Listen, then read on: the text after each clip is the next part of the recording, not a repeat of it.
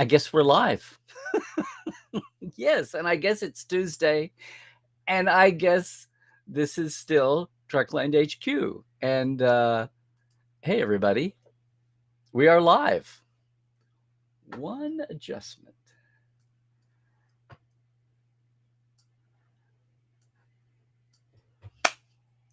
What the new Star Trek movie news does and does not say. Yeah. Today on episode 425 of Trekland Tuesdays Live with me, Dr. Trek, Larry Nemechek, coming at you here on Trekland through Portal 47. Hey, everyone. It's another Tuesday. We're looking for some sanity, clarity, and a big picture, or a bigger picture in all Star Trek to share. I'm just making sure that we're here. Yes, we are.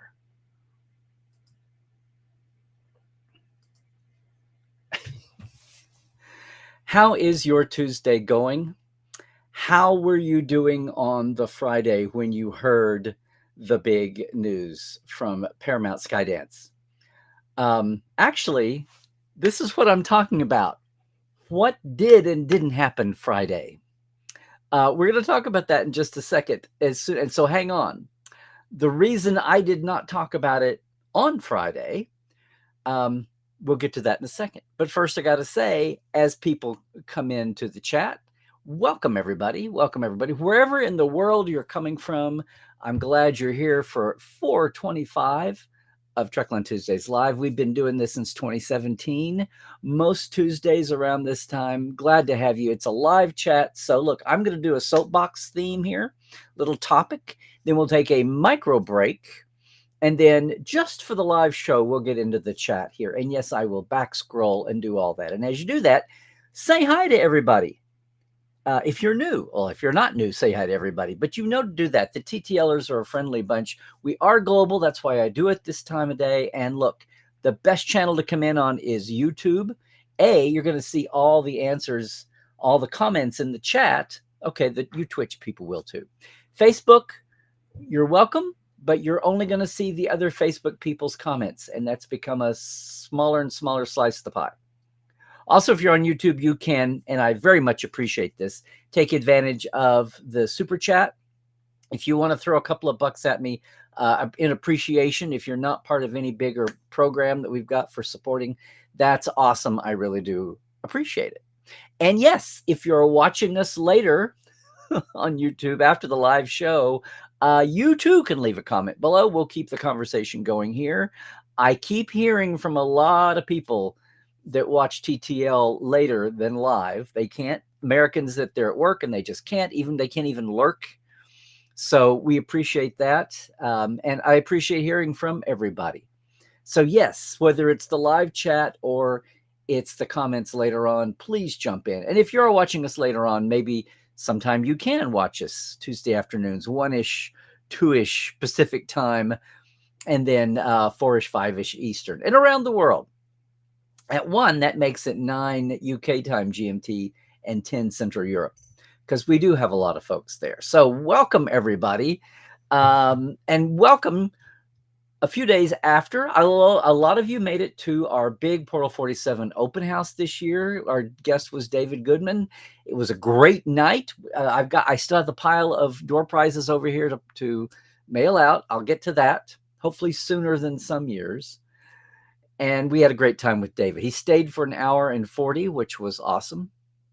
And we had a great, always feels like it's a compressed sample Ask Dr. Trek roundtable at the beginning, kind of an open mic for folks who are new to everything Portal. So I appreciate everybody who made it out last Thursday. What's wacky is earlier that day, I had done first podcast guesting in ages with Tony and Lori over on the Trek Movie podcast. Is it All Access? And Tony wanted to talk about biz. And we did not dream that the very next day there would be big news. Although, again, define news, which I want to bring up in a second. But I do want to say that it was a great discussion. And if you haven't listened to it yet, even though the news came out the next day on Friday, go back and catch that on Trek Movie. It's the first time I've been over with them in ages, aside from them co-sponsoring Landing Party at Vegas the last few years with everybody else. No. It's great to see everybody. Have I ticked through everything I need to before I plunge in? I think so. But please, if you're in the chat, let us know where you're coming from. How's the weather? How's the trek where you are? If you're lurking, that's cool. Every once in a while, somebody pops up for their first time to say hi. And I get into a guessing game. So we'll see that when we, again, circle back around the chat. I'm not ignoring you if you're new to TTL. But I did want to say, speaking of the Friday news, to define news. Okay, let me start with where I came from. I was actually in a meeting. I was in a Zoom meeting, and someone said, "Oh, well, look at this breaking news. They've announced the new movie at Paramount, and it has nothing to do with anything before." And I was like, "What?" So, yes. So for a lot of people, the news was first reported from Deadline, which is one of the newer, I don't want to say more radical trades, but not as staid, not as, buttoned down as Variety and Hollywood Reporter, the old guard. And by now, everyone's heard about this, right? That John Francis Daley and Jonathan Goldstein are a pair that have been doing movies of late and having a lot of success. They've been handed the keys to do a Star Trek movie by the new Paramount Skydance regime that we're barely getting to know to begin with. So that relationship with the old JJ team, I'm thinking that's just a division of interest anyway. So people are shocked. So we'd already had the micro leak that there was no Kelvin 4 coming, that those appeared to be done. Of course, I'll say this more than once today, never say never in Hollywood. But for now, the Kelvins appear to be, and that's all been out in the zeitgeist. People have been talking about that. Some people had to be woke up to be told about it. And then they yawn and then they go back to sleep. And I'm first of all, look, gang, I'm reflecting here on how for the first time in, 47 million years, we're actually talking about Trek movies first ahead of anything else. Okay. Even the no Kelvin headline to me was kind of like just thrown in the deck with everything else. Like, oh, we're so surprised. But I'll tell you, this news Friday shook me up at first until I had time to let the dust settle, until I had time to get myself out of where my head was and actually take a look at it. That included being stressed about OU Alabama and then feeling really good afterwards. Just to say, we all live complex lives, don't we? Thank you, Bill Shatner. I do have a life, and I always have. What an 80s meme stereotype that was. But look, gang, so Jonathan Goldstein and John Francis Daley, number one, have done the revamped Dungeons and Dragons book, Spider-Man Homecoming. They have, and a lot of other things. They have earned their bona fides. First off, I didn't really sink in because I'm not a comics guy and I'm not a gaming guy, even media gaming, that this was a big deal. I mean, that wasn't on my radar. I don't cover that. It's not my interest pool.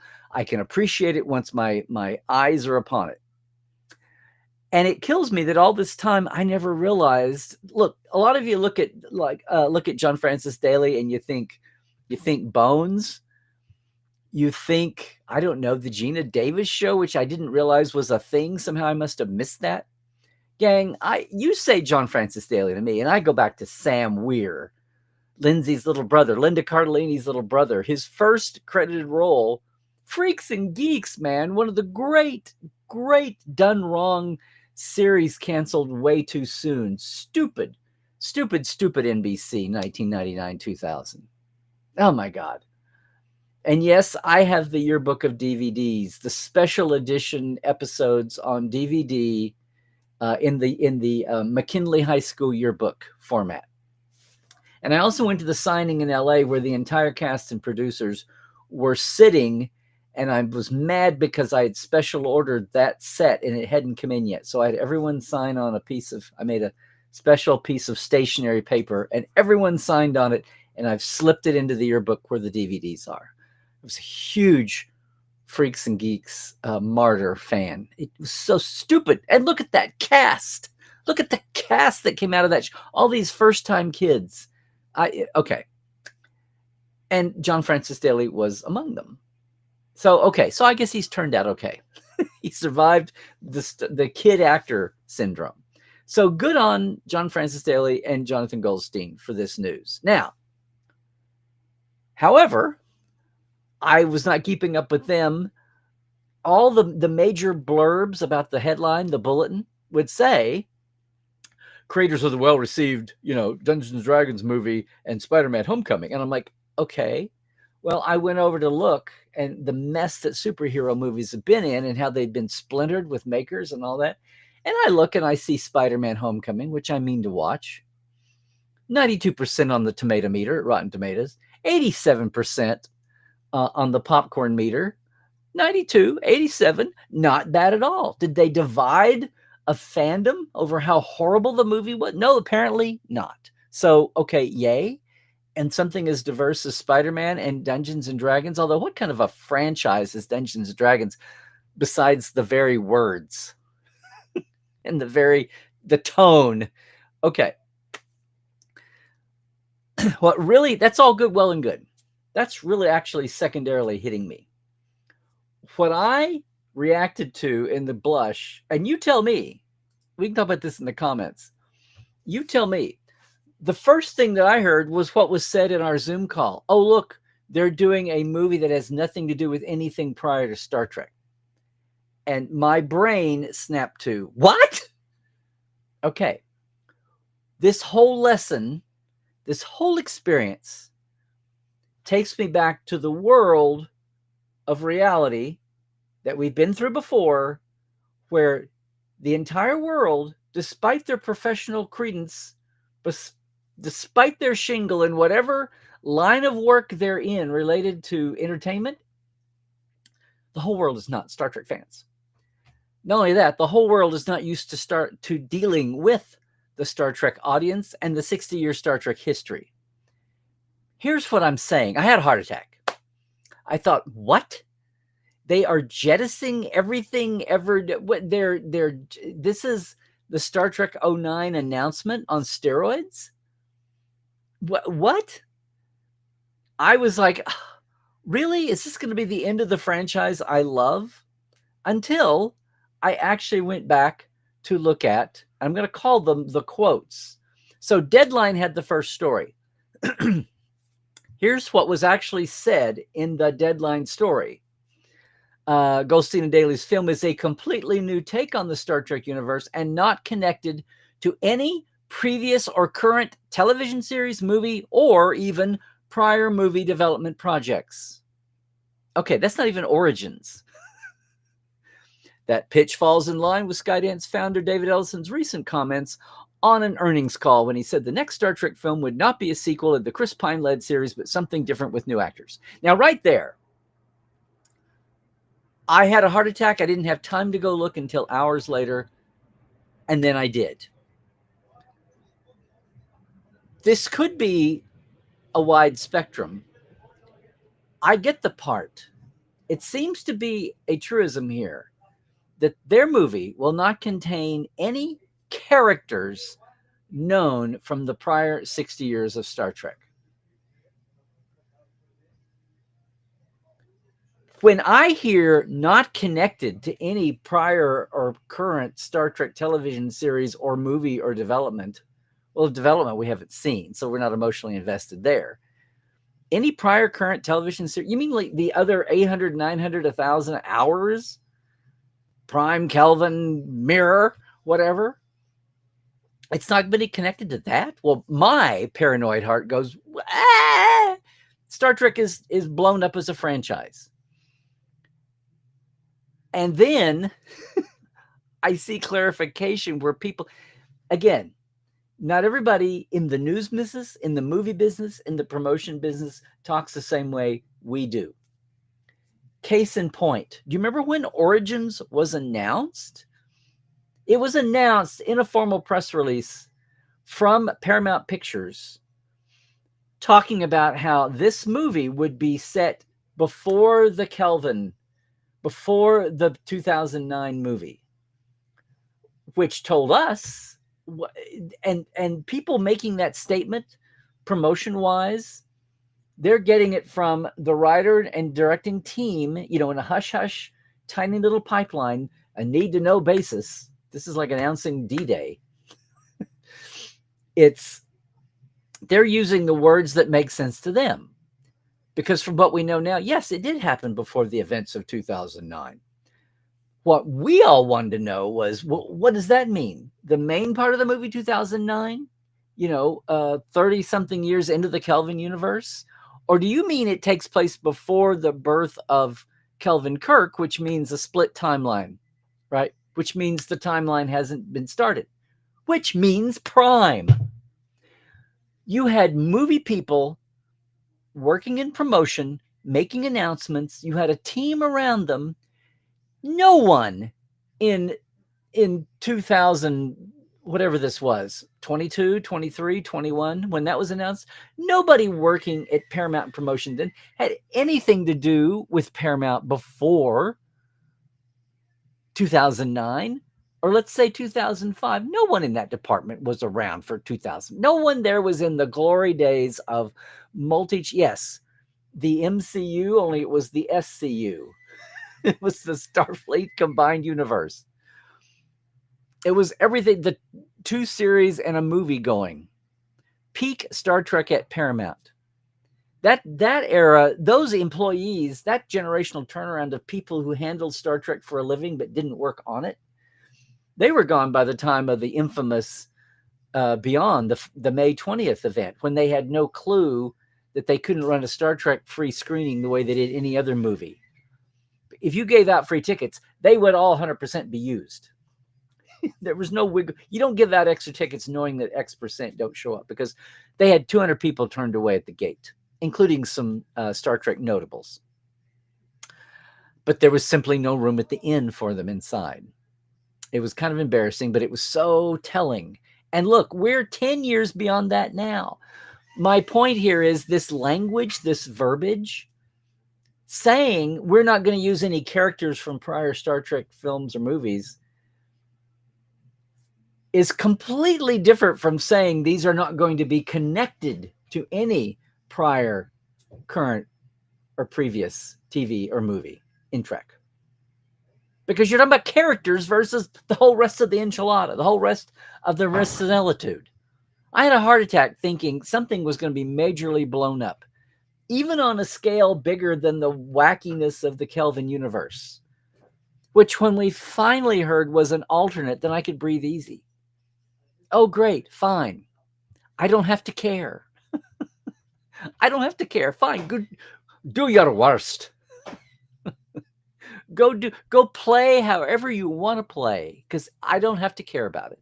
I mean, I'll care, but it doesn't affect anything else. It doesn't affect the long-term franchise. It doesn't affect the then 50 years or 40 years of built-up emotional support. I didn't have to feel like, eventually I realized, if I felt guilty for not being in love with this, I only had 500-600 hours invested in what we now call Prime. It's not my fault if the math was there. 600 years, 600 hours, I should say. It feels like 600 years. 600 hours versus 2, 4, 6 hours. Where is your heart? I don't mean love. I mean just the emotional investment. It's just math. So that's cool. What got me with Origins announcement and first few days is nobody in the inside team knew to say, to Paramount's point of view at the time, who knows anything beyond the last 3 Paramount movies that this regime produced? So when they talk about, or they're in their own language, in their own terminology.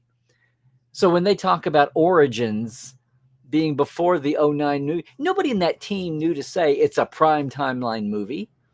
No one in that entity needed to say, had the ability, had the knowledge of Trek to say it's not only before the '09 movie, it's before everything Trek except for the first contact scenes at the end of First Contact that we saw in a time loop. If they had been smart, now if they wanted to not spoil it, if they wanted to be cagey and coy, that's one thing. But this was not about being cagey and coy. This is about being clug-headed with your language because you don't know and you don't finesse it and they don't think it's important. And they're not spoiling anything anyway, but they could have not spoiled it and not given people heart attacks. Unless that was the point. Or somebody wanted to spur all this online discussion. But look, it took a few weeks and a few more leaks and a few more source stories before we finally figured out that, oh, this happens after the Vulcans land, but way before Archer. And then they would say this mainly happens on Earth, not in space, which makes sense for that point in time. It basically turned out to be like an Andor, time-wise. So kind of the opposite of going to Picard and watching at the end point. We're going to go to the beginning point, which was exciting to me. Eventually, this script will come out, right? Like they all have. But my point here is, don't leave it to the studio people to give you accurate, vibe to what's going on here, even when that's their intention and they're not being anti-spoiler police. Because it's a world where Star Trek is not being created on a lot 24/7 or 48/7. It's by people who don't touch it anymore. It's a thing. It's just another thing. And not that anybody's trying to be sloppy or inaccurate, but it's just, bless their hearts, they just don't know. Fast forward to Friday, we get these people say, it won't be connected. Well, in their head, be connected is all about characters, because that means stars. And what else are you going to talk about on a movie besides the stars? So when they say it's not connected to any prior or current TV series, my head went to, what? They're just going to invent everything new? The timeline, the way things work is just going to be new? Because then my mind went to, why are you doing a Star Trek movie if you're not going to do a Star Trek movie? I mean, how far does this go? How far does this line go?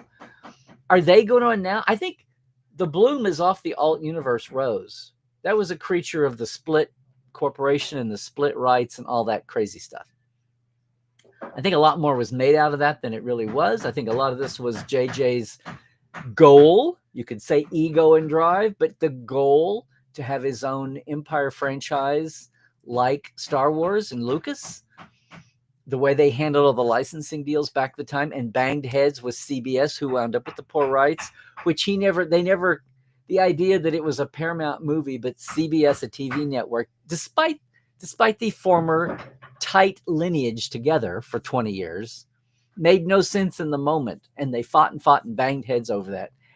Thankfully, to our detriment, because it didn't run down the franchise. It didn't destroy the long-term viability of the franchise, and left something standing so that it was a win-win. You had Star Trek for the mundanes and those not paying attention, so it wasn't a dead franchise. And you didn't blow it up so much that there wasn't something for the next people to get the keys, i.e. Secret Hideout as a streaming series, small screen weekly vehicles. You didn't blow it up so much that it was completely in ruins. People said, like I did, oh, if they cared, oh, it's an alternate universe, go have fun. Do whatever you want to do. And for those who didn't know or didn't care, it didn't make any difference anyway. So it's a win-win, even though it gave us heart attacks, even though we had ulcers the first few weeks and months, until it was like, okay, we can calm down, we can settle down. I feel like I went through all that with this announcement on Friday. No characters, because you know what have I been saying? Please. The bottom line of this, I went from heart attack to smiling. Yes, new characters, new corners of this 200-300 year franchise that we have. not even counting the 800 years ahead. Yes, please, new characters, new corners, new pockets of storytelling, new concepts. If we're only talking about characters because people don't think about Star Trek being about anything other than characters, then good. Yay. Now, there's still the concept, there's still the aspect of what are your marching orders to the concept canon? What are your marching orders about turning loose a design team, production design, visual effects? What are your marching orders? Is it as loosey-goosey as Discovery was out of the gate? I mean, we're on this spectrum. There's where you're going to worry. Will Starfleet ships still have a saucer and two nacelles primarily? Will the Delta still be the symbol of Star Trek? I mean, you can go down this rabbit hole.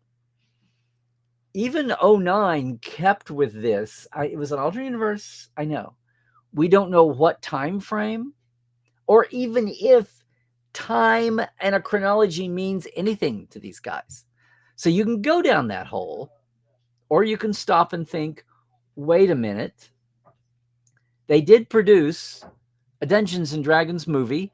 Okay, look, there's no canon there. Just get the names of the stupid character types and lawful good and chaotic evil and all of that, and have it be basically medieval fantasy, and you're home free. There's no real canon to care for. Now, their Spider-Man movie, yes, and again, apparently it's rated high. People, for the most part, loved it. It did not divide a fan base. It didn't cause an uproar. Apparently, the 10-20% bot troll faction who just love jumping into something for the clicks, apparently that didn't, right? You tell me. That didn't happen. So here's the thing. If these guys, and I would like to think that Sam Weir is this smart, if these guys are that smart and that savvy, and if they're new bosses at Paramount, who the top guy is a Trek fan and was invested in the JJ movies, I cannot imagine they want to blow up Star Trek. They're trying to heal, patch over, move forward. They've also said that they want synergy between the TV side and the movie side. Should there even be sides at all? It's amazing now to think about it. But the only time the TV series and the movies were joined at the hip under one roof was the Berman years for the 4 TNG movies. Not before, because there wasn't series going on early on. And then when there was, it was Harv or Ralph Winter running the last 2 movies while TNG was happening. And the modern Trek shows were happening. And of course, the Kelvins have all come out without a series happening. Any other series happening. So we've never been in this spot, but just for those years. And apparently it's going to say that Chris Parnell was hired from Apple TV. There is an original TV series division. That was news a few months ago. Led to all the rumors about he's going to bring in Ron Moore because they work together at Apple for All Mankind, et cetera, et cetera. Well, we don't know about all that.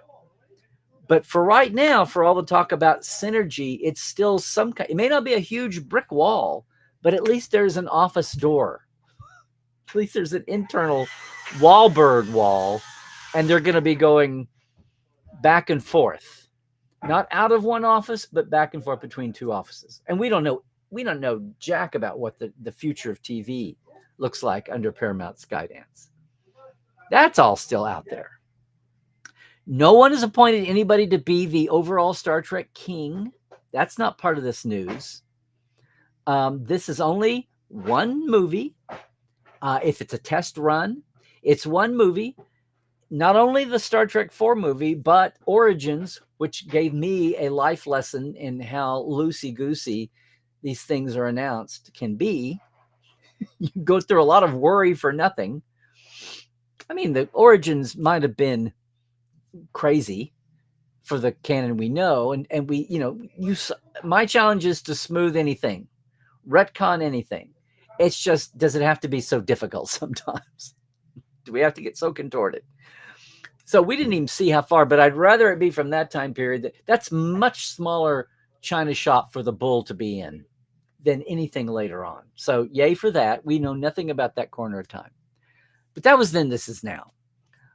What are Jonathan and John, the Jays?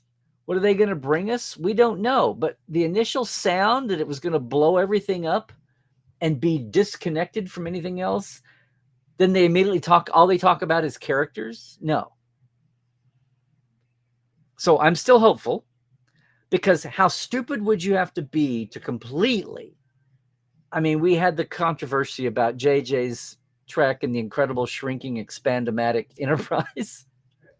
Because they gave him the keys and it was like, fine, this was a dead franchise. Do whatever the hell you want to do. That's not the case now. That is not the case now. Thank you, revival of TV, to undo that perception where Star Trek was in 05 after Nemesis and Enterprise kind of limped off the scene. On both sides, Star Trek was seen to be at a low ebb. That's not the case now. And not with a 60th anniversary looming here. Although sadly it was the 40th anniversary looming in 05, but they weren't keyed into that. No one was thinking that, sadly.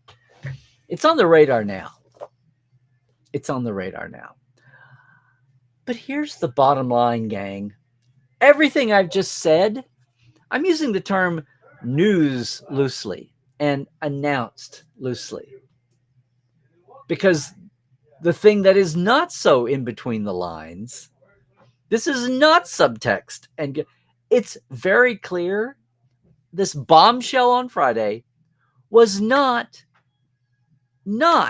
a studio press release. This did not come from Paramount Skydance, whatever we're calling, P-Sky, whatever we're calling it now. The deadline story was completely a source's story. Nobody from Paramount made this announcement. Go back and read it. The deadline story is an exclusive that all the other trades scrambled around to have their own version of. Their exclusive story, which means some agent, some producer, somebody in the studio strategically decided this was a good idea to do without going through the normal corporate promotion machinery. Exclusive. After breathing new life into high-profile IP like Spider-Man franchise and Dungeons & Dragons, Jonathan Goldstein and John Francis Daley are looking to boldly go where no directors have gone before with a popular franchise. Sources tell Deadline. Are you going to be literal and sources more than one person? Is it a couple working in one office? Is it actually two different disparate sources? Sounds like it might have been maybe an overeager manager to get their clients out there. It could be all kinds of things, and it's Hollywood and it's the trades, and it's not atypical. No one's going to be punished. You got off our promo. If they're the producers of the movie, they're not going to be punished for it, right? So their Gold Day banner is the production. So congrats to them.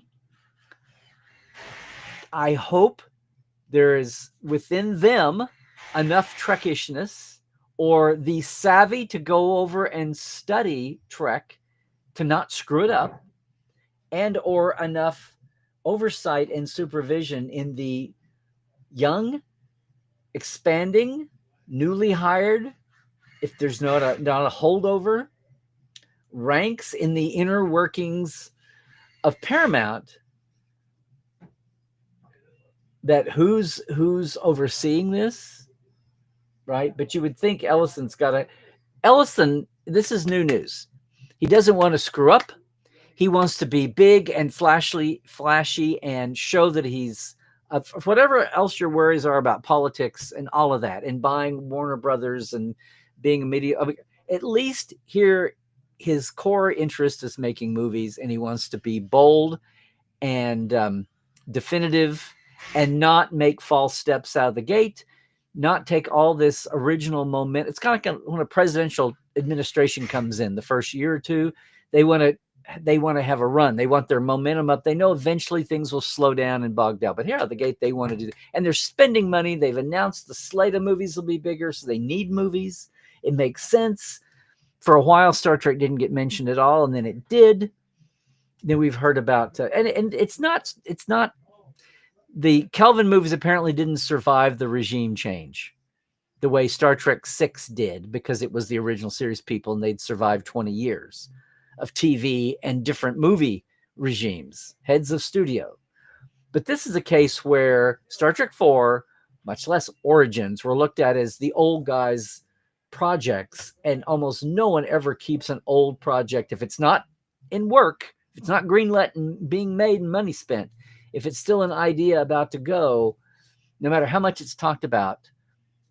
The wisdom is you don't take on the last guy's work, because what if it blows up? There's nobody responsible for it, and you have to answer for it, and your stockholders might even want to answer for it if it's bad enough. So that happens.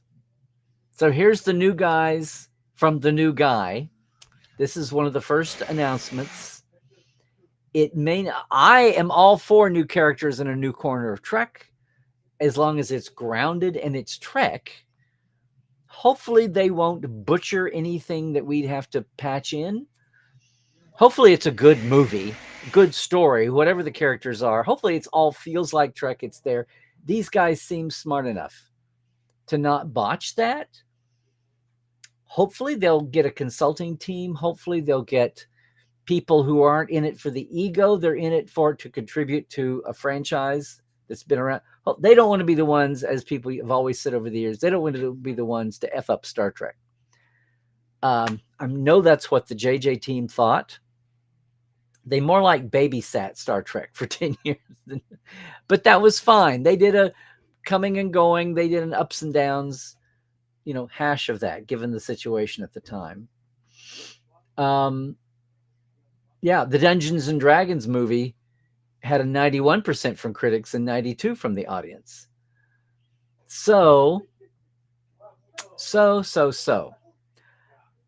At the other bottom to this is, aside from this, all came from sources, not a studio announcement, and that's what blew up our Friday. The other thing to think about is we've been here before in one way, and I don't mean the Origins, I don't mean the JJ announcements. There was another team of Star Trek movie people who were thrown Star Trek to make and did not know squat one about Star Trek. They were smart. The producer who was handed this bomb, time bomb potentially, sat down and watched every single damn Star Trek episode to date to get a handle on the franchise he did not really know. But he knew it was popular. And he had to know why himself at the core. And he also reached out to fans in the know to ask them what episodes he should point to, what might make good movie sprint-off material. And then that guy went out and got a director that knew nothing absolutely about Star Trek.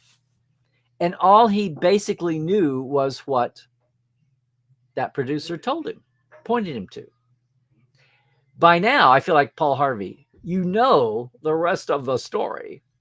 I'm talking about Harv Bennett and Nick Meyer here. Two guys that came to Star Trek, and Harv hired Nick. They came to Star Trek knowing nothing about it, but did their work and respected the franchise for the most part. It went way conservative looking by the time they redesigned the uniforms and came up with some of the language. But that's fine. It blends in now. It's been safely, for the next 4 or 5 movies, safely blended in, and is now a benchmark of the whole franchise. But we've been there before. So I'm the eternal optimist, kids. I'm not a shill for anybody. My heart sank on Friday until I had time to take a breath and go back and read the actual news. I don't know how you reacted. What I do know is this is a movie. TV is still distinct. These guys aren't having anything to do with potential future series. And one more thing. For all you folks who saw this news and said, yeah, I'll believe it when I see it, I don't blame you. But the world did turnover last month or the last few months. These guys running the show now are not the ones who have been in this suspended animation for the last 4, 5, 6 years, whether it was about financing, oh, the Chinese pulled out, or it's about we're about to sell, or about to downsize to sell, or we just sold and we downsize. Now we're going to merge. Now we got to bribe people to be able to merge. It's just been, it hasn't been development hell. It's been existential hell for anybody trying to get a franchise Star Trek movie going. This 10 years is going to be looked at the same way as the 10 years the 70s was, for different reasons. But it was still 10 years where we danced and danced and danced and dodged and thought, when already? It's not going to happen. Now, I don't know the future, sadly. I don't know if this movie actually gets made, but this feels normal.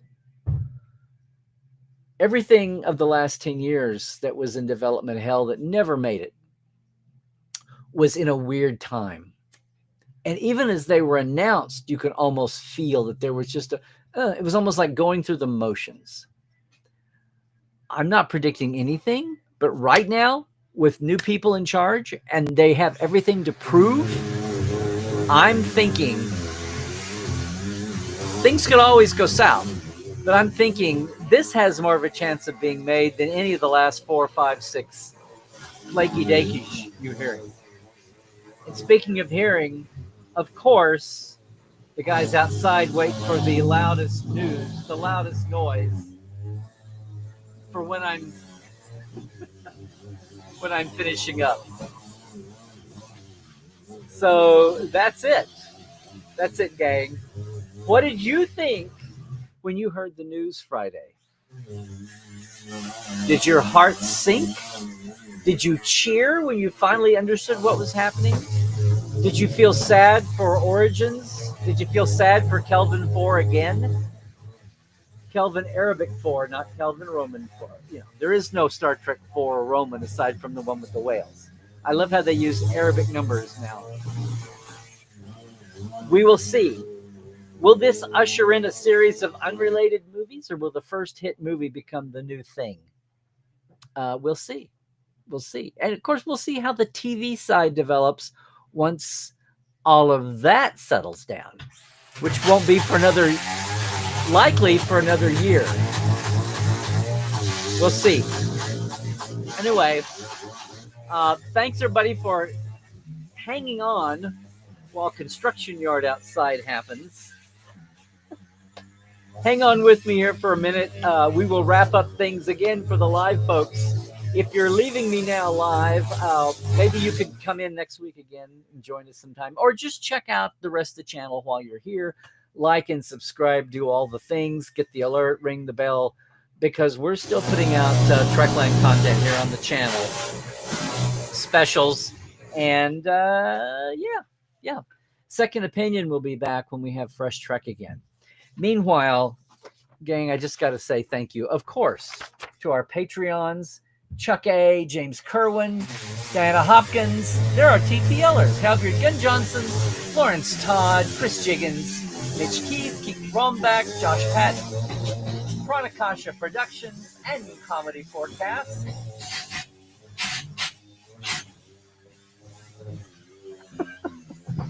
And our live wires, J.R. Poole, Gary Williams, Robert McLean, Byron Bailey, MJ Frug, yes indeedy, Chris Garris, Brandon Coles, Dave Gregory, Jesse at Crusher Convo, Donna S. Runyon, and Casey Shafsky. Apologies. You guys said you could hear the noise outside last week. Well, this is times 10 on that, right? Gang, if anybody is curious about what's going on with my Patreon, it's patreon.com, Trekland Live. It's very simple, $5, $10 a month. I appreciate all the support that helps us keep the streaming lights going here. But I also got to remind everybody, if you are saving your pennies, we'd love to have you with us on the Exploring Trek Sites Hollywood to STLV next year. The big tour, the location film site tour. See? I know, those are some classic folks. This is back for the 60th. Hadn't done it in 10 years. That's amazing. The week before Vegas, you don't have to go to Vegas Con. You can still come with us, though, here in LA. There's also a 1-day Valley of Fire tour to jump into, too. The day of Con Eve, the Tuesday of. Love for you to check that out at, there's a QR code, or just Trekland, that it's at Geek Nation Tours, geeknationtours.com, right? I say that because Trekland Treks is still a thing. If you're in the market for a 1-day tour in LA, you got a free spare day on your vacation coming up or business trip. And people head west here to LA in the winter because it's usually a little warm. I hear that. That's the rumor.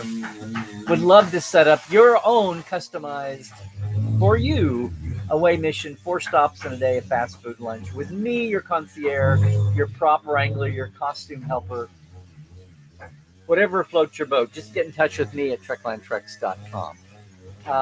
And being a Tuesday, yes, there is a new Trek Files up. Roddenberry, you can, wherever your podcasts are caught, or you can go to podcast.roddenberry.com for the whole Roddenberry family, or even best for Trek Files, thetrekfiles.com. It's our page at Memory Alpha, but it's also the database of all 13 and a half seasons. You got to go to the bottom of the list, though. Just zoom to the bottom. That's where the new show is. Dr. Dave!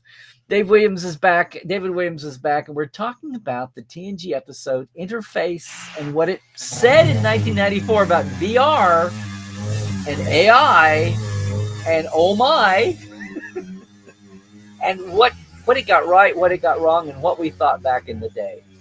So that is the latest Trek Files is up today. Check it out. And if you love the Trek Files and you'd like to talk to more Trekophiles, spelled with an F, we do now have a community. It's part of the greater Roddenberry community. It's on Discord. You access it through, yes, another Patreon, but it's $1 a month, Mission Log Roddenberry Patreon. And then you got access to all the Roddenberry shows and the communities and the live meetups. Like, finally, Trekophiles Tonight is at 4 Pacific every other Monday. This is the off week. So next Monday, we'll be back with Trekophiles Tonight at 4, talking about the show and Trek things in general. And if you're leaving us now, please, you can catch me at Larry Nemechek on Twitter's X and Blue Sky, especially. It's still Larry's Trekland on Facebook, on Instagram, and here. Subscribe if you haven't for the YouTube. And look, portal47.net. We're going to be sharing the open house night. I do the open houses are free to the public, and then I post them free on my YouTube channel. So David will be up soon. You want to check that out. But you can go to the page right now and watch, because there'll be more holiday era specials coming. I'll just say that. Gang, thanks so much. Going to leave you now here on YouTube. We'll do the live chat here in a second. And until next Tuesday, until we cross paths again, until I pop up on some other circle of Seventh Rule or Trek movie or wherever else you're watching, Trek culture even. Gang, please, please, please stay healthy. Do all the things. There are strains out there this winter. Stay awoke. Check the sources. And Trek well, everybody.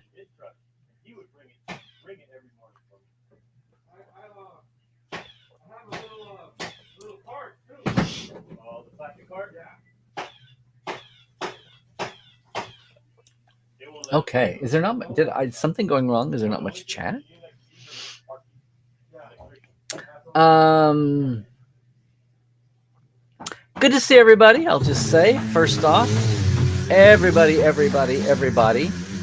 Narda, you haven't been with us much lately, so good to see you from down under. Absolutely. Cake, you're back with us. Yay. Oh, my figure. Well, Ed, we'll see what we can do about that.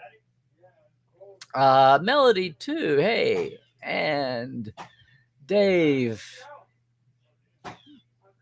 And hey, writer Mike.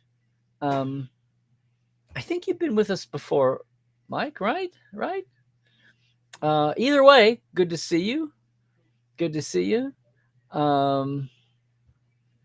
Absolutely, Melanie. I don't know what I said to spark this, but obviously, yes. Hey, Christoph. What am I? Can I leave it up? Yay. Thank you, sir. Thank you, sir. Yeah, my figure, life and stuff. It was, but thank you for this. That was open house is kind of a pinnacle for Portal. It's special because we have new people. It's not just the Portales. Hopefully, it's Portales are a minority of who's in the audience that night. But there you go.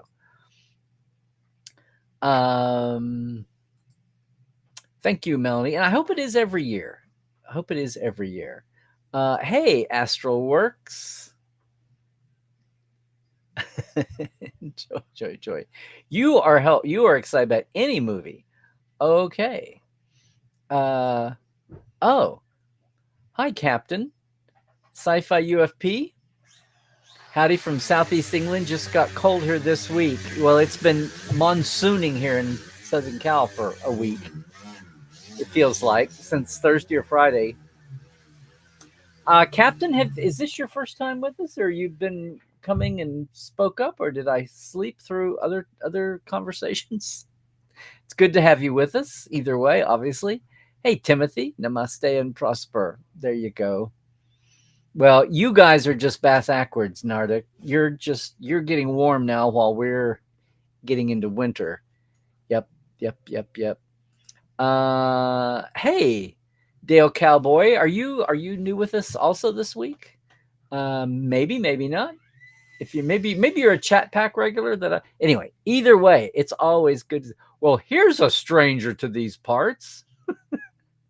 Anne Marie, Dr. Anne Marie. Hi, girl. I feel like I never cross paths you anymore. This is well, this is the good thing about it, Astral. Once again, this is the power of movies versus TV. We cling to the TV because it's more hours of Trek. The world sees movies as, flashy and splashy. And that's why it is important to have Trek movies. Hopefully they're not dragging down your entire rest of your franchise that really matters. But they do get the attention. They are the limelight babies. Yes. Hi, Samantha. I know you've been with us before, but maybe it's been a while, but I do recognize your name. Good to see everybody.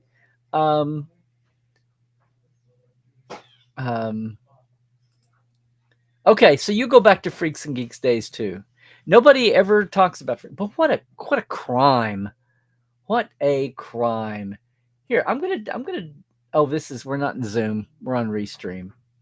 You guys, when you see the cast picture, I'm gonna try to do this. When you see the cast picture from Freaks and Geeks, it's just kind of insane.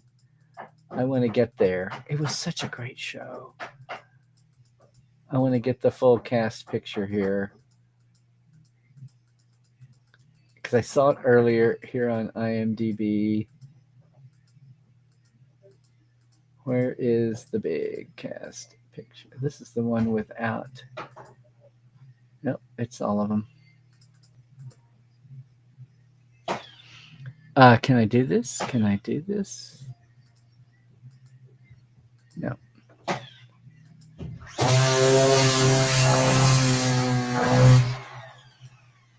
Yes, I can. I mean, look at this cast. Look at this. You got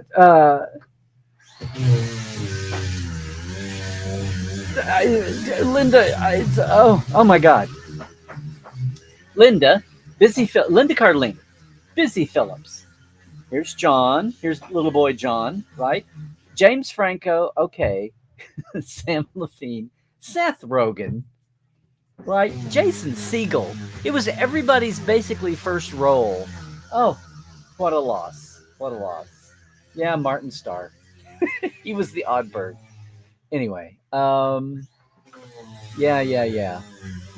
Yes. Can I bring myself back now? Okay. Anyway, there you go. See what I mean?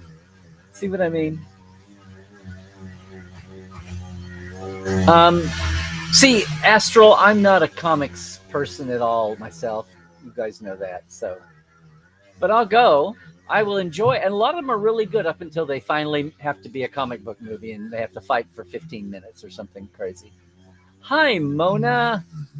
Hey ho, and hi, Rose. It was good to see you guys showing up last week. Rose, what did I think about the Chris Pine Dungeons and Dragons movie? I never saw it. Maybe I should watch it. Fantasy, I don't care. I don't understand the romance of medieval times when people died at 30 and nobody had any medical knowledge or science knowledge. People died at 30. It could be a new shop with a Starfleet crew in deep space. It doesn't have to connect anything. I know. But see, there's a thing of it can be totally new characters, but does the world they live in make any connection to anything we know? Is it even further afield than the Kelvinverse looked? Right? And is it tied down to a certain period of time that has been tied down? I don't know. This is true, Captain. Until it's a script, it's all ephemeral anyway. Yes, yes, yes. But Rose, I like where you're coming from. I do.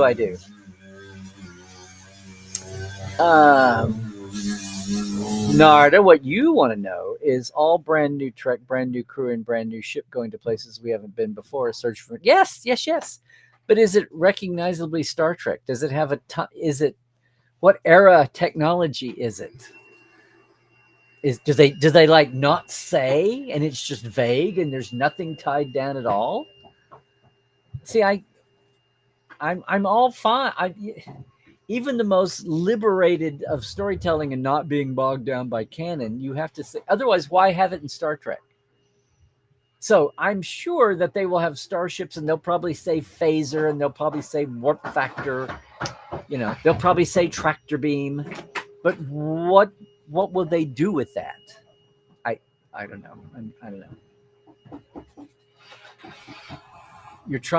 Hey, Mona, you're trying to follow in a restaurant, but you can't find the words. Oh. Rose, when will the open house highlights be posted on YouTube? Don't remember it now. I'll get them in the next week or so, and we'll let everybody know. And if you're subscribed on the YouTube channel, you'll know it then anyway. Yeah. After First Contact would be Great Trek. Yeah, that was the setting of the Origins movie. So probably within a few years of the actual first like how did Earth really react, right? You can do a new Trek show that has the trappings of Trek without existing events. So you'd have a starship with an exotic drive, semi-military crew, and maybe an enemy like Klingons. Yeah, or would Klingons be part of this at all? I don't know. Oh, there we go.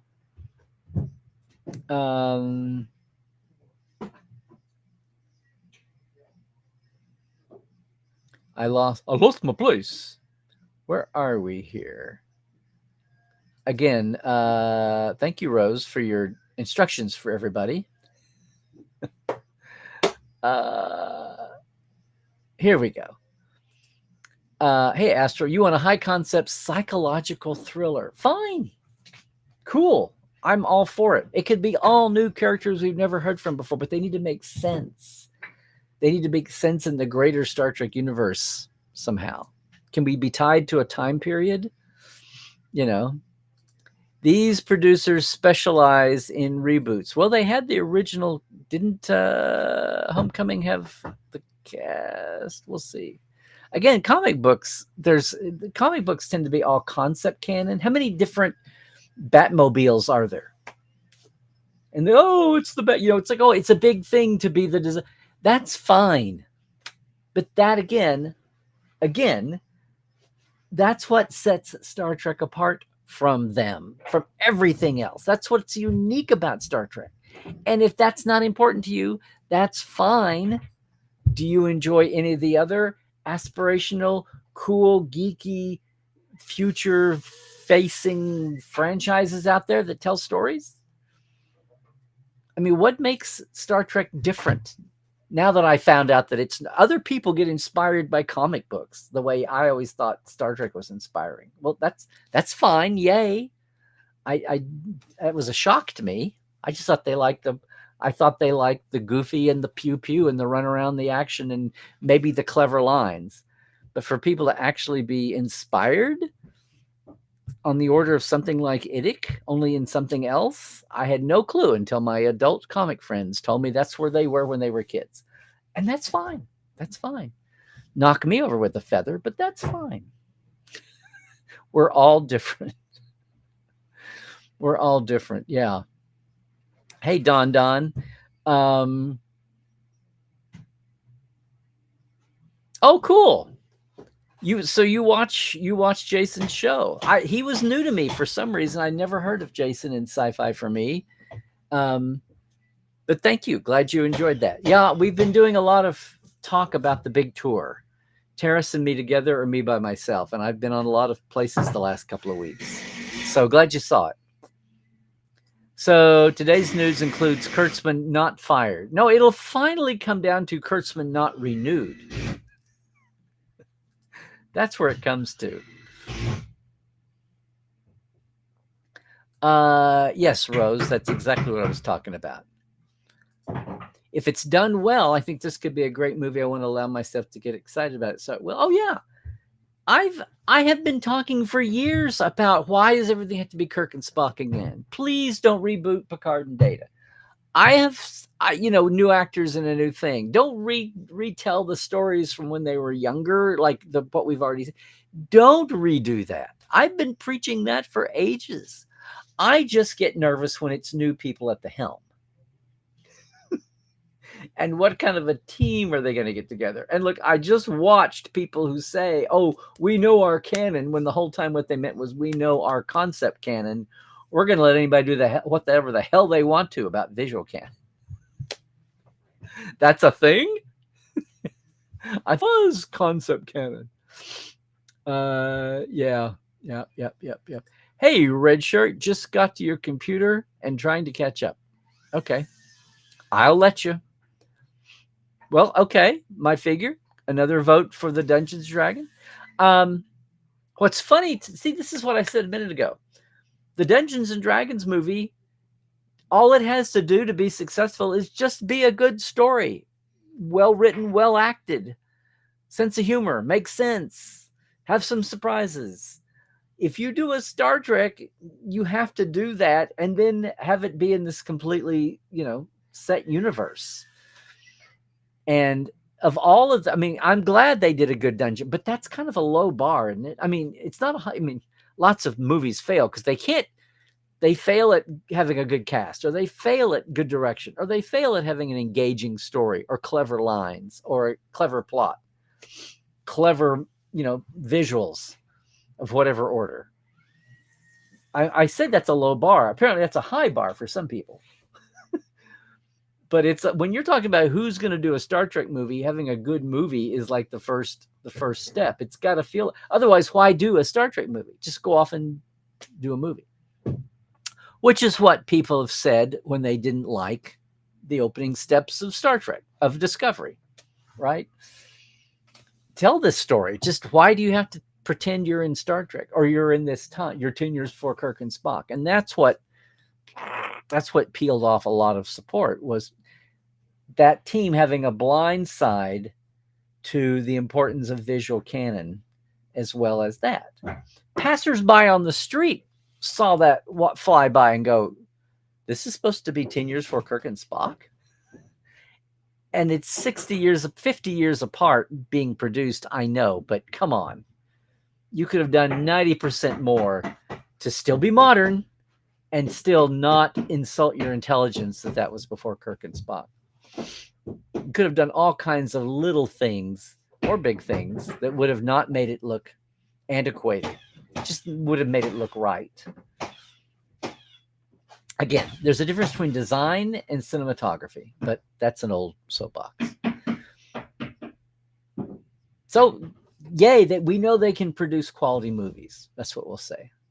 I'm just curious when I get back to where I should flash the Freaks and Geeks cast. This is what I've come around to, Marta. Never been a Kelvin movie fan. I just kept saying, what's the point? As a placeholder? Okay, yay. What's the point? It brought fans in. It gave fans something to be attracted to when there was nothing else new. Yay. Made Star Trek feel like it was a thing for the people who don't care, who are just observing. Suits, the bean counters, the people that judge all pop culture entertainment. Yay. It was just eye candy for them. And the cast was well cast. It was incredible casting. And they did a great job. Christian will take you anyway. It's fine. Christoph, other real and quite unambiguous news. The Kickstarter. Oh, damn it. I meant to mention this. Congrats to Doug. They got over last night. They still have some time to go. But they punched through they barely got over the 100% when I saw last night. So, yeah. Hey, Cake. Would love to see a new ship, new crew, new planets, new species, no cameos, just Trek. You're excited too. As long as it's Trek, right? As long as it makes sense as a Trek movie. It's like, wait, what? What time period? What? You have this, but you don't have this? You know this, but you don't know that? That makes, oh, no, Sean, you're late too. You'll have to bring a note from your mother. Do I have a monster wasp on attack course? I think they were buzzsawing outside. So sorry about that. You guys think it's a wasp? That's pretty funny. Yeah. Well, this will be the one with the horror film noises at the end. Yes. Yeah. Hey, Positive Fandom 9066, you enjoyed the open house stream. Yay. Did you come over today for that? Because of that? If you're new, I'd love it if you'd subscribe to everything on the channel here and just know that there's a lot more to Trekland than a YouTube channel. It's just, this is the way we get to more people. But glad to have you with us. And what a great name, Positive Fandom. Glad you enjoyed the other night. We'll have that up eventually. Melanie, you're old like me. The rest of the story. That's what it sounded like. Hey, Rico. I was waiting on this a week ago for this to be happening. And I didn't have them. And they didn't get finished. And then I thought the rain would delay, and here they are. Oh, look who's sneaking in the back door. Hey, Trek Culture. Whoever on the team this is, wink, wink, nudge, nudge, say no more. Yep. No needle today. All the things. LFP. Yeah. Show chat day. Okay. What my figure? Nothing was wrong, Larry. I think a lot of people are just out and about doing stuff. Well, the chat didn't show up for a long time. When I finished, I thought there were like 15 chat bubbles. And now it's all come in now. It just didn't process. Yep. Hey, Dwight. Good deal. Well, good luck on the job search and everything. Do that. Hey, Chris.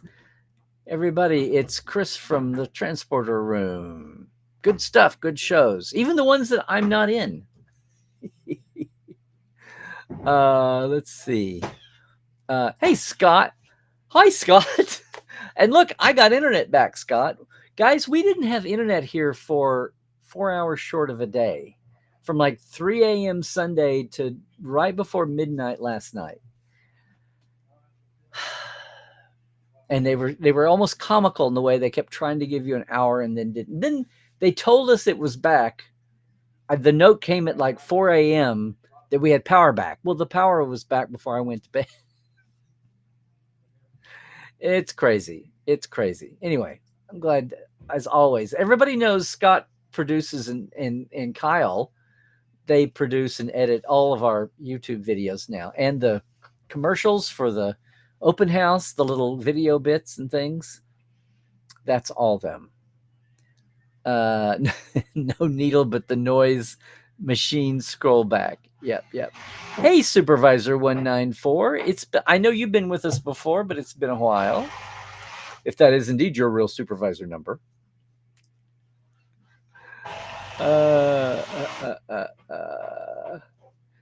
Everybody, I'm glad we have a second wave of hellos. You guys got here just when it got insane outside with the construction. What is it? Oh, I like this, Sean.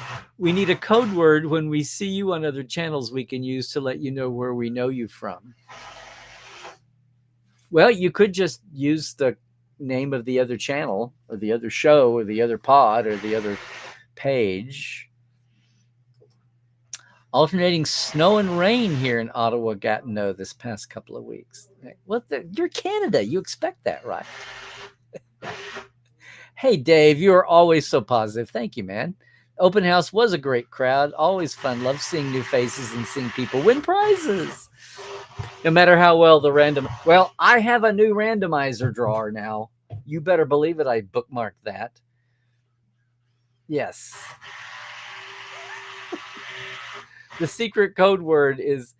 Scott, I have the password guy's voice in my head. The password is texture, not trivia. Ding!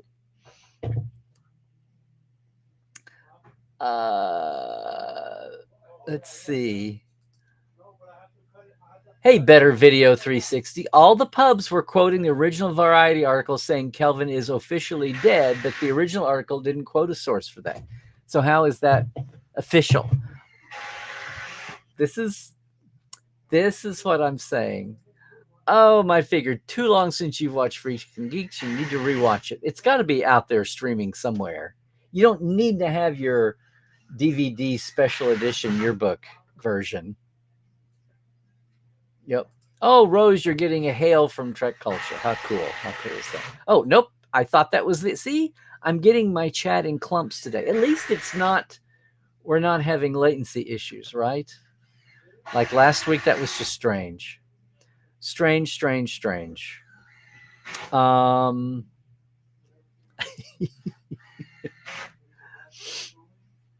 Yeah, my figure, they were babies.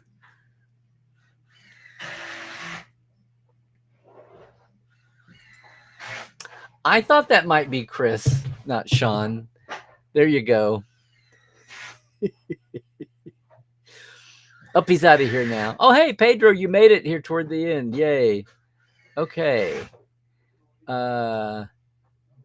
Sean, Marvel had a deal where they licensed rights, and if you didn't release movies often enough, they reverted. Maybe this could be done with Trek to make more movies. I don't know. I just, in a world where comic books, I know comics have canon. I've heard my superhero comics friends talk about all the resets and Infinite Crisis and, all the crazy over the years comic resets. And I would always say, well, but Star Trek has just been above that. We go to a different time period.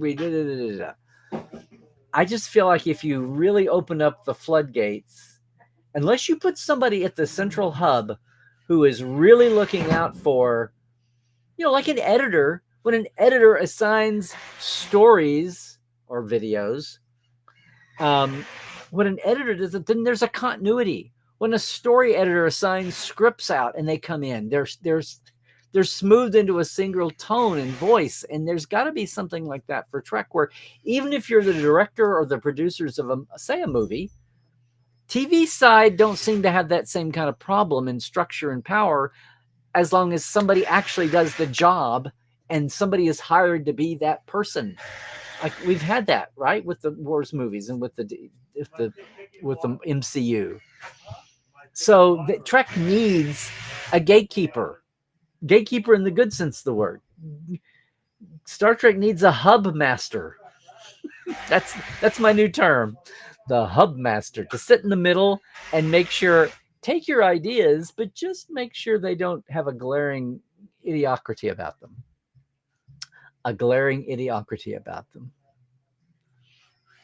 People died at 30 made me laugh.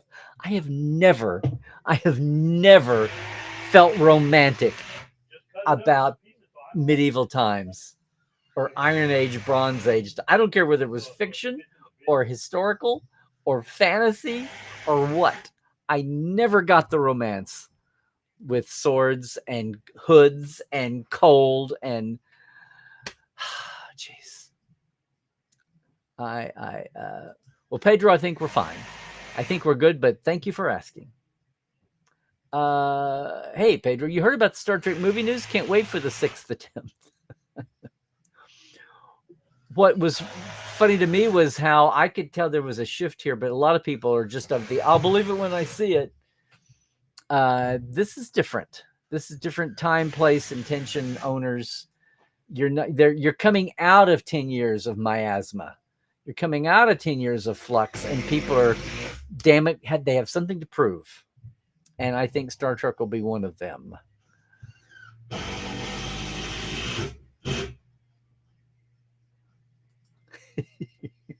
When it comes to new Star Trek, the speculative nature of it is what's going to rip us all apart until we know more. See, yeah, we didn't have social media the last time we had a gap like this. And you were just on your message boards, maybe. Like 06 and 07. And I mean, I think I started my Facebook account in 07. We were just starting to have baby steps on social media, and everything else was slower moving, and it was more old school. We were past the interstat letter writing days, but yeah. What are you saying here, Sean? Not sure how much you follow Red Dwarf. Nada. But was weeks away from shooting, sets being built, scripts finished, actors signed on, and then it fell apart. It fell apart as in the money people pulled the plug after spending all this money on sets and actors and scripts. That's what happened. I will read up on it. No wonder Danny John Jules wound up in the Caribbean. They'd been working on a Star Trek movie. Yeah. It's not about the movie or the movie teams. It's who's upstairs. What's upstairs and making decisions or not, spending money or not. That's just been in a perpetual flux.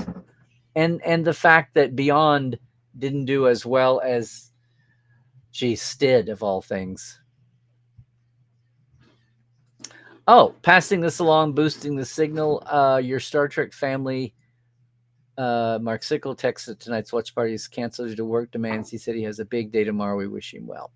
So there you go. We'll pass that along for everybody. Everybody invading our stream here from Trek family. Trek was always at its best when it mirrored our society. So a story following the Romulan refugee crisis and the resistance, bro, that would be great. Just don't do it with Picard or Raffi as a character. They should just do the idea I suggested. Of course, Pedro. Before, which is a multiverse movie that brings members of the cast together, explain the continuity issues, would unite the fans. They did that. I think that if they don't wait forever and they lose half more of the legacy actors, I think that would be fun to do after somebody new is in power and they feel secure in their skin. I could totally see. We've had it over there. It could be done now, but I think they have to do one or two show that they've got the stuff. Then once that confidence is there, it's like Star Trek 4 couldn't have happened until 2 and 3 were done. You couldn't have a lighthearted fish out of water movie until you had a standard traditional couple of Star Trek adventures. We know Kirk's son died, but maybe Sam Kirk had a grandson. Some producers may probably. Oh, well, they said no. They said no connection. The sources, as they were, see how this went through hoops? The sources, as they were quoted, said no connections. Not even like lineal relatives. Hey, Narda, yes, you do want all new Trek, but you do want to be recognizable to what we understand. I'm sure it's achievable. I keep saying, let the novel writers loose. Good God. I had a feeling this was a chat pad overlap, Melanie. With the new film, they have a great opportunity to fix the wrongs of the past however many years. Not to erase it because it has its fans, but to make it sense. Yeah, it has fans who all pay money, who have invested, and who would go away if you. This is what happened in '09 with JJ. They thought they really had the idea that they were going to make such an awesome Star Trek that I literally heard this quoted, not verbatim in the room, but firsthand. Someone who heard it in the room and then told me. They literally said to the effect of, this Star Trek is going to blow everything away. You'll forget anything that happened before now. This is the attitude of the higher ups producers in charge of STO9. And no, I don't think that was ever attributed, anything of the attitude or attribution to Bob and Alex, to Orsi and Kurtzman. I think they knew exactly what Star Trek was and what fandom was. You might argue about how they got there, but also remember the first movie and a chunk of the second was committee run. Wasn't quite to the extreme that poor Insurrection wound up being, but there you go.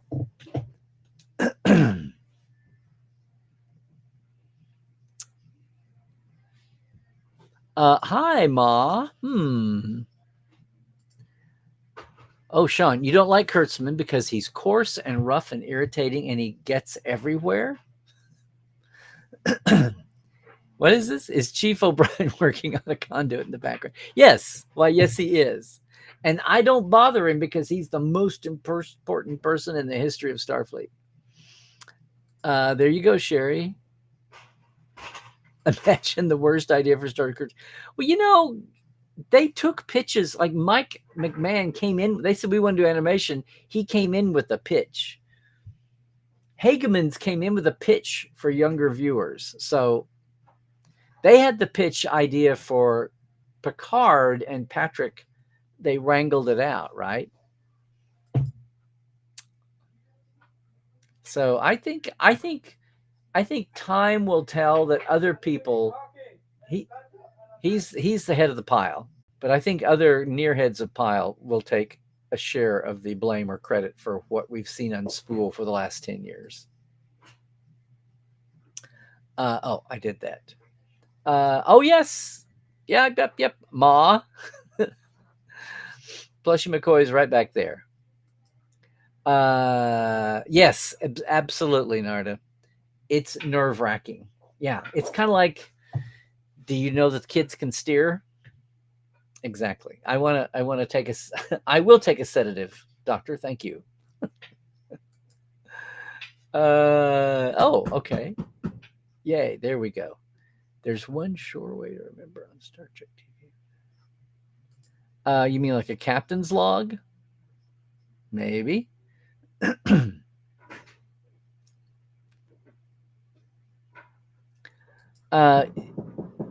don't think that's what's that's not what's happening. He's told, that's from on high. He would have his own shows, right? He's making money. His name is in those up top credits. He's above the line. He's making money with every Lower Decks and Prodigy. Hold on, guys.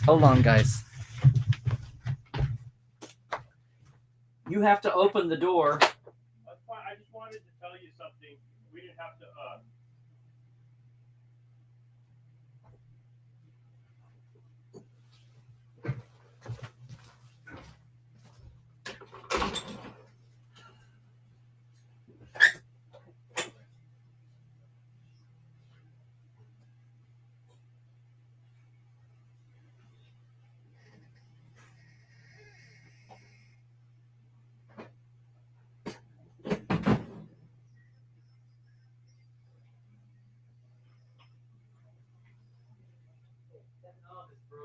I just want to tell you guys don't need to come out. Oh, okay. Yeah. Yep. But that's right there. I put a caulk line right under there. Yeah. Because there was quite a bit of a gap. I put a caulk line into there because there's a gap in the carpet. Same thing right over there. Good deal. Yep. Yeah. Someday you may tie these together. Right. Yeah. Okay. Thank you. Sorry to bother you. Did you guys haul off those mats that were over here? Yeah. Okay. They were fine. Did you trash them? Yeah, I thought they were all trash. No, that board I gave you was the only trash. Oh. I mean, it wasn't a big. They just were out here. We were just going to put it back down and protect the tank until we did something else. Oh, We didn't have, I mean, they were here. We bought the house, yeah. and they were just out here over that old green. Yeah, I didn't. I got it out of your way. Right? Oh, sorry. I just thought they were all trash. I was all the way for you. Sorry. That's totally my fault.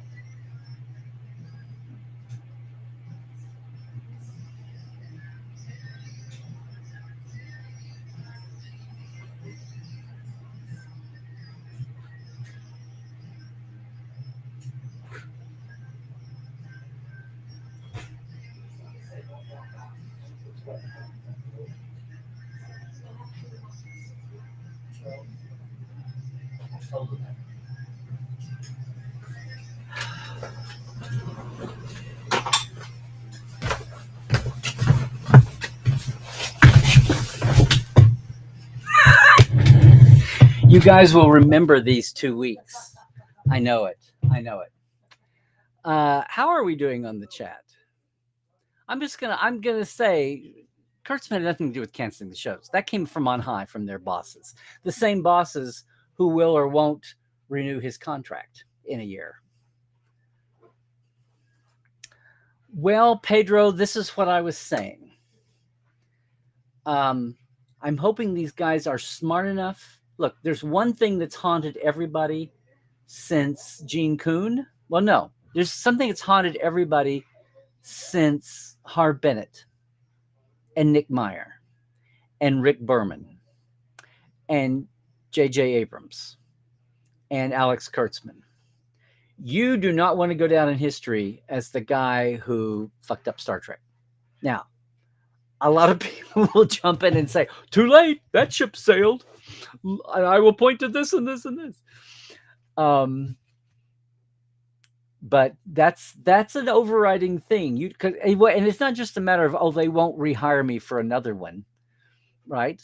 If you've got your name on the line, you don't want to be associated with a bomb, much less with the people know now. It's no secret that there's after the Star Wars, after, good God, Transformers, much less the Marvel fandom, the DC fandom, people are well aware of fandom. If they don't know that Star Trek invented that degree of ownership, I think in the pre-Hollywood film days, comic fandom was huge, but I don't know that I think it was all about nerddom and trivia and not ownership. Star Trek is like what this would not be here if not for us. And it's not like we just kept buying these titles and so you kept making them. It was, we brought you back from the dead. And that's the secret sauce of Star Trek fandom. That's in the DNA. And I think they're going to know that. Now, a million other things can go wrong past basic intentions. So we'll see. Yeah, those shows are all his one way or another. One of the problems, better video, with modern motion picture writing is they often start with a map of the beats and try to make a story fit instead of starting with a good story and adding beats. There you go. Hey, Willie, I'm glad you made it too. Yeah. Pedro, I know for a fact that there are writers who are aching to do old school Trek, but they have to answer to, if not their immediate bosses, they have to answer up the chain. And it's a matter of who's got the keys and what can you do with them and who do you get around you when you get the keys. So there you go out. Sort yourself out, Paramount. 9 years and no movie. Well, here's the thing, Pedro. Which Paramount? Who's running it when? And what's the situation? I mean, they were ready to go with a movie right after Beyond, but they didn't have the money to pay what they were contracted to pay Pike and Helmsworth. The Chinese money pulled out, and Paramount was at a low. They had to contract before they could grow again. And the rest of the world moved on. And then you got into the dominoes of, yeah. TTL is the weekly open Portal 47 lobby. You mean like from You mean like it's the Ask Dr. Trek of the open house only here? Yeah, except with the open house, we had people on camera, see? Because that was a Zoom. This has just been the chat. So much could have been done with Discovery. Wonderful cast, but they just didn't pay attention to the Trek universe, sadly. It did have some great moments. Yeah. You're still waiting on the killer bees. They're done. They're done, Ma. Oh, look, I guess we're doing something right. I get, at least it wasn't porn, but I'm getting spam. Yeah, 5 minutes and you were worried. I don't know, Ma. I know that Spectrum did around here. They did a maintenance upgrade a week ago, and then I had a couple of sketchy nights, and then this went down. Had nothing to do with the storm that I know of. Code worms. Hello. Hey, the doctor. 7:55. Yay. 7:55, huh? You think the Kelvin universe is only officially dead when Paramount says officially? Yeah, sure, Pedro. But again, I go back to, aside from the sentimentality surrounding those actors, who cares about the Kelvin universe as a thing?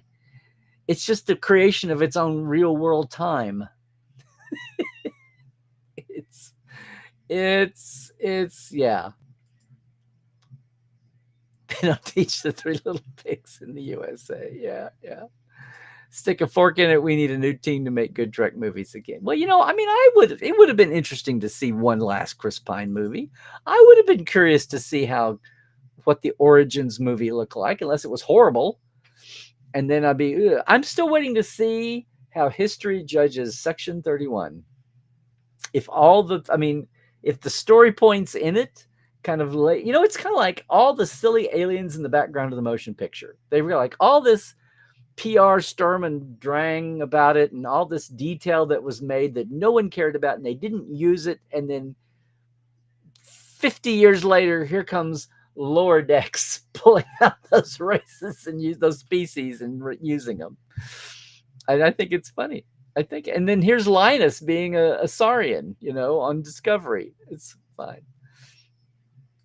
Yeah, there were people on our porch, on our out front deck. Yes. Chris is an Irish Trek nerd with the name, Sean. I feel your pain regarding disappointing people. The Star Trek company with a franchise director, there's an idea. Yeah. Well, we used to have one. It's Rick Berman in the 90s. Yeah. 90s into the aughts.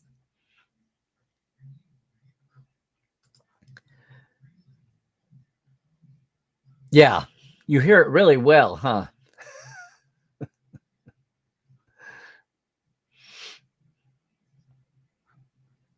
Oh, you don't think Kurtzman is a hub master? He kind of walks in, says hi, and then leaves. Oh, the best part about the cold is wearing the hoods. Okay. See, I don't have hood hair or hood. Yeah. Hub master has a nice ring to it. Reconstruction people doing yard work. Nope. That was that was sawing and grinding. Yeah. I mean, like literally 3 or 4 feet away through the wall here. The door that we don't use. At one point, I had hearts floating on my screen. Is that showing your love or ours? I think it's yours, Rose, and thank you.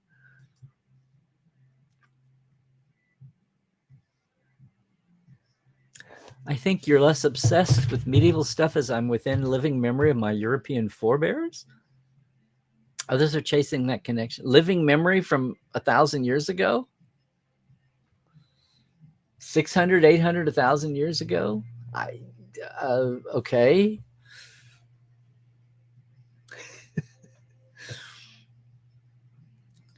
You could say the Star Trek universe is in a state of flux. Okay, I'll get my coat. Yeah, Voyager fan, huh? Gotcha. What I caught your attention there for a second. I heard boosting the signal. I thought you were talking to me. Well, that's just that's your DNA, isn't it? Hey.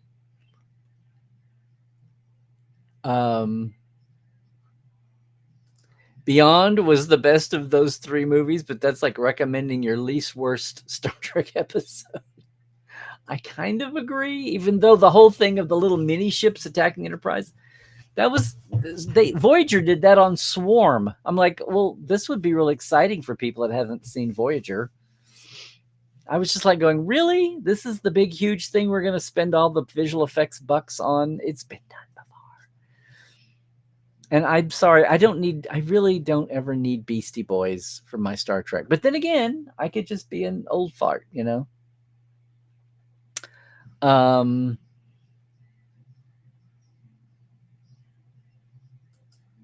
The Reeves-Stevens duo were awesome on Enterprise. They should be put on staff. Yeah.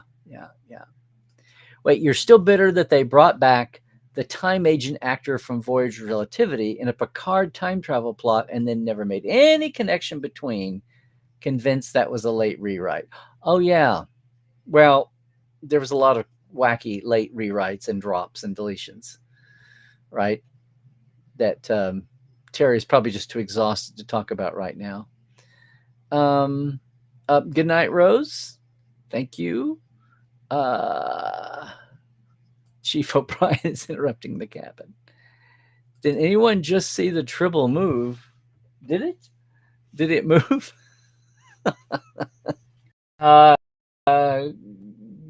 Maybe I don't think they're hammering that loud. Maybe they do that when they're hungry. Sorry, guys. Yes, I need a summer samba. I need a little Tijuana brass here.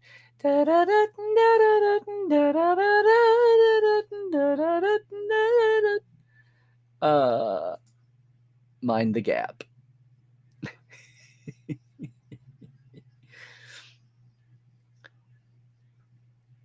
No.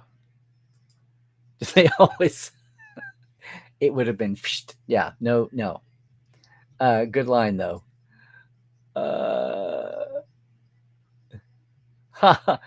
Ooh, that's a little freaky there, Sean. Yeah, I would think so. Okay, good. Sorry it wasn't that long, guys. Oh my goodness.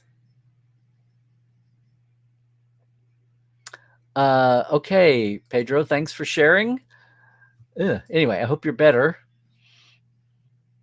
Maybe you're a conspiracy theorist, okay? But anything Kurtzman had a hand in originating seems to last, despite negative fan reaction. The opposite is also true. I just think Star Trek had a huge learning curve, learning how to be written as a serialized season. And look at how it evolved. Discovery got better the longer they went along, but sometimes it's just baked in. And I am sorry, I see the flaws of Voyager and Enterprise both. And I think that Manny's, I'm just say it. I think Manny's year was an amazing year this last season, but there's just by that time, the DNA is baked in the cake. You get out of the first season and there's people make tweaks. They add a cast member, somebody leaves, you bring in a ship, you do, but 80%, 70-80% of your show is baked in by the time you get that far along. So, if studio management is at fault and not Kurtzman, then studio management really should have consultants for anything Trek related. Well, there's several things going on. One is you're talking about just the shows leaving, like why was Lower Decks canceled? Part of that is just the market, and the world of 2020 is not the world of 2023.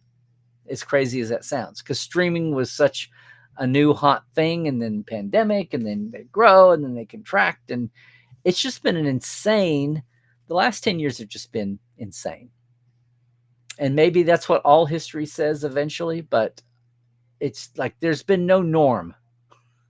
The model and the norms you thought you had, Emperor Netflix was seen had no clothes. The model for streaming turned out to be not such a model after all, because eventually the model was based on sign more people up for streaming and we'll grow. And what happens when you sign everybody up? You have to be simplistic about it. That and the fact that entertainment people don't run the studios now. Wall Street runs the studios.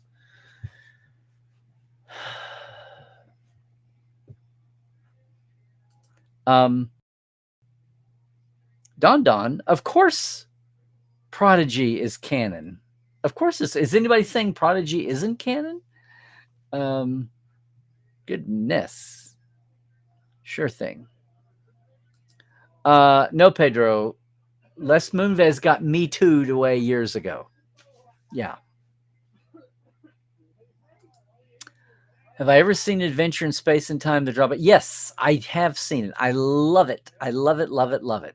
And I do too. And I know there's 2 or 3, the last 10, 15 years, there have been, I went to a staged reading of a Gene Roddenberry Star Trek story where they had people playing Lucy and Gene and Majel and all the original cast and Bob Justman. And I mean, yes. And there's, I don't know what's happened to that one, but there's 1 or 2 out there floating around about either a Gene biography or a making of Star Trek with actors playing the real people. Yes, an equivalent to the Doctor Who Adventures in Space and Time would be awesome. Maybe they would use the Ticonderoga sets.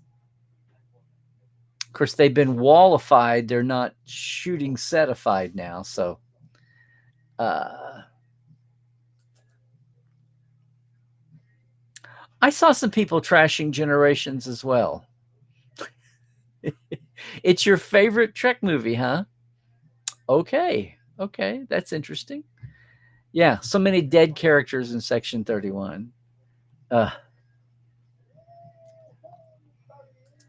Rick Berman gets passed off by his detractors as the studio hired to tell Gene what to do, but he brought us 18. The thing that made Rick amazing in the beginning is what was his downfall at the end. He held the reins so tight when Star Trek could be all over the map that after a while, when Star Trek needed to expand a little bit, he was still holding tight to those reins. And I'm not talking about any of that. I'm just talking about stewardship of Trek. But yes, in hindsight, 18 years of that continuity, that constancy is amazing, considering how many different ways Trek could go off the rails when everybody that walked in the door thought they knew exactly what to do.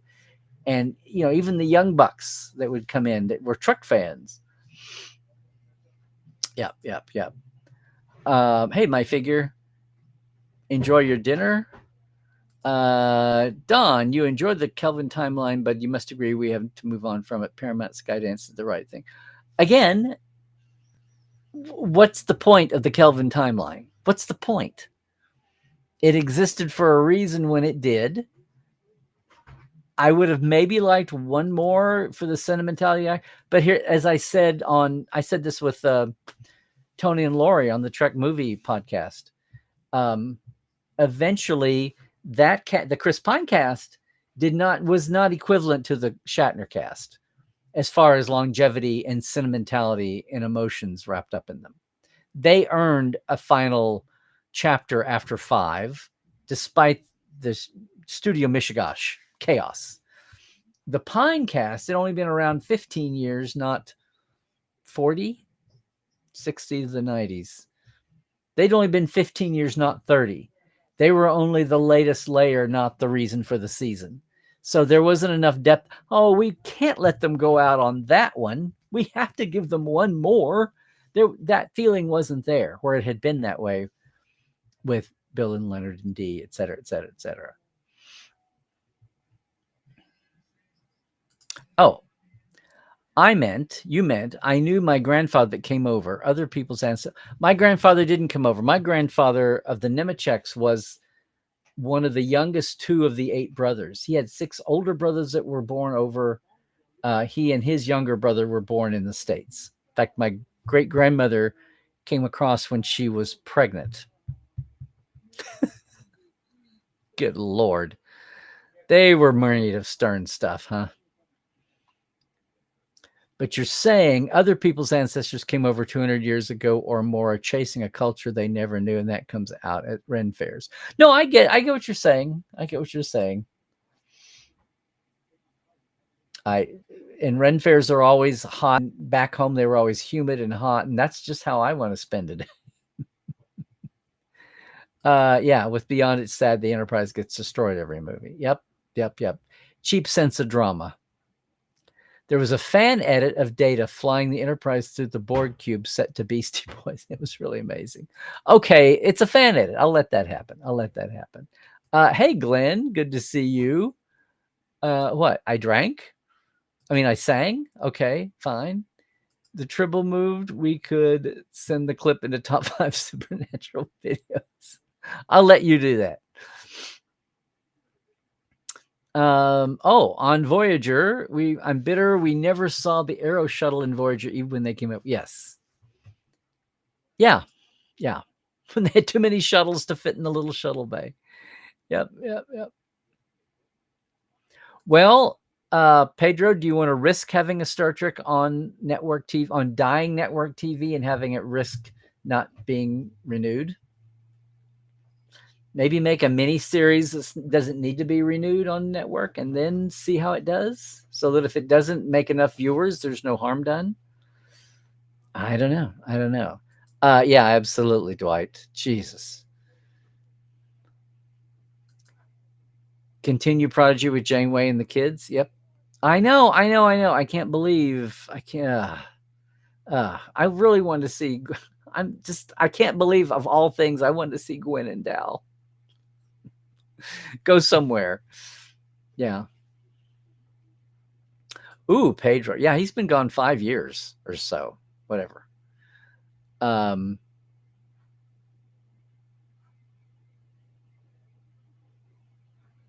Well, see, life moves on. I don't think they should recast him. I think they should just not have a Chekhov, and nobody goes, and we're here without Chekhov. Somebody could mention it. Oh, yeah. Well, Chekhov would have said, and they could have all gone. But but again, I'm not emotionally tied up. I admire. Boy, do I admire what they did with. What Kurt did with McCoy, Kurt Urban. Yeah, you're kind of where I was, Sherry. Yeah. You can confirm all of Europe is humid and hot, and the reason people wore all those heavy robes and layers was to handle California weather. Whoa, wait, what? People were too hard on who? David.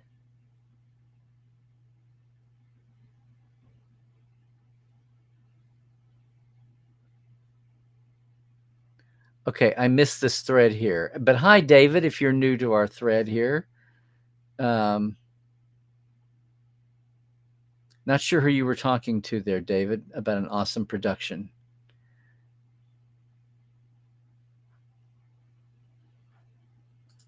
Yeah, I had to leave for a while too there, Bob. And Christoph, I agree. It looks like the end of the chat. Yes, Carl Urban was a goal I did not reach when I was trying to do McCoy for continues. It would have helped if I had more prep time and had actually worked on lines faster than I thought I would need to.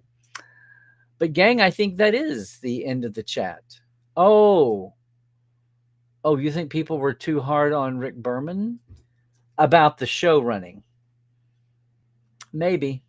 Oh, you were being sarcastic. Okay, well, wear your hood and enjoy the thaw.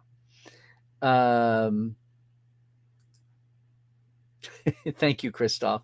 Gang, I think we've done the thing there. But look, my gosh, we were actually talking about the topic today.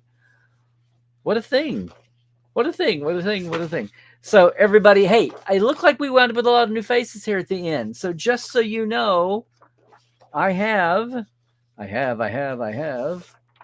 do have, here's my Patreon folk, right, everybody? Yes. Thank you, Christoph. Boom. Oh, David, hi. Is this your first time to come by, David? Either way, it's great to have you. Great to have you. I'm just telling everybody here as we get off. There's all of our TTLers and live wires. This is my Patreon folk.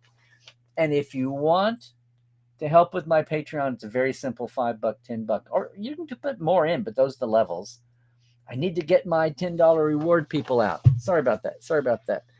If you are new and you've not heard about this thing called tours of location sites for Trek, the big one, Geek Nation Tours with Terrace, and these celebrity guests and more to be announced after the first of the year, jump over to geeknationtours.com and check it out. We need 10 to make. We have to cut it off at 20. So it's a small group, and it's a great way to go to Vegas. Although you don't have to go to the Vegas Con, it's great to go. If your scale is smaller, Trekland Treks, my offering of a one-day trek that you figure out with me. It's your own away mission, customized for you, what you want to do. A day in LA, 6 hours. I pick you up. We chauffeur. We concierge. I wrangle your props, your cosplay, your action figures, whatever you want for your pictures, for your good time. We work it out in advance. I handle the LA traffic, so you don't have to. Yeah.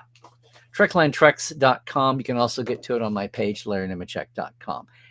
It's a Tuesday. That also means Trekland, the Trek Files, is out. My podcast from Roddenberry in our 14th season. Dr. Dave Williams this week talking about the episode TNG called Interface, and how our vision then versus now of AR, VR, all of that has altered and changed. It's kind of cool.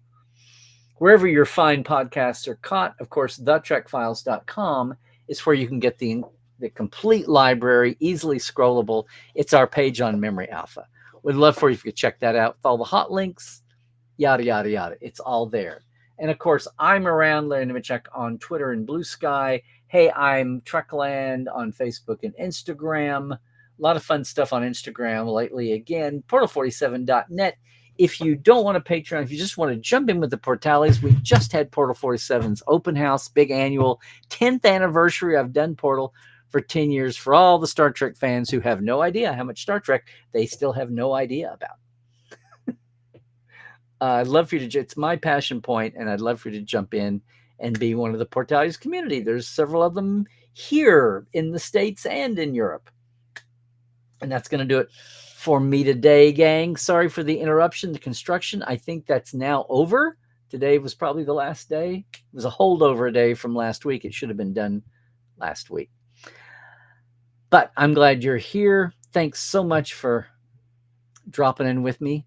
All these years, all these months, all these weeks. Shout out to all the new people. I know you got more Tuesday fun stuff coming up with the rest of the gangs that are online. So we will see everybody next Tuesday. And until then, please stay healthy, do all the things. Please stay awoke, check the sources, and trek well, everybody.